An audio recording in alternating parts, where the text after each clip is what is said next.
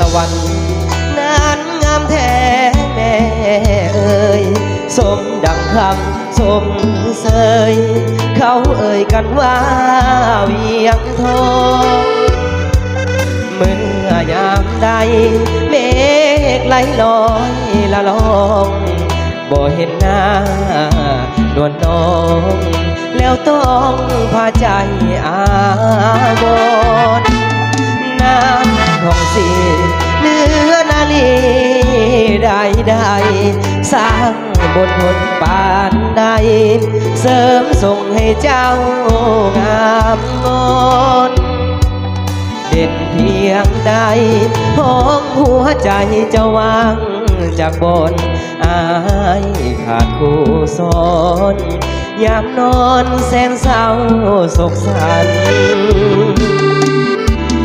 นวลน้องเวียงสวรรค์คนดีเจ้า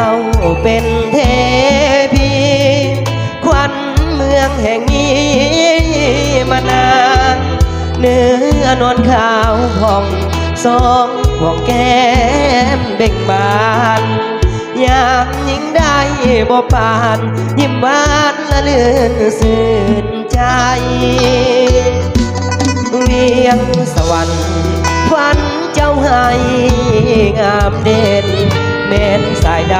ได้เห็นแล้วอยากเป็นเพื่อนดวงใจวาสนาจงน้องนำมาเคียงกายให้สมดังดวงใจไฟฝันหานางแน่นอน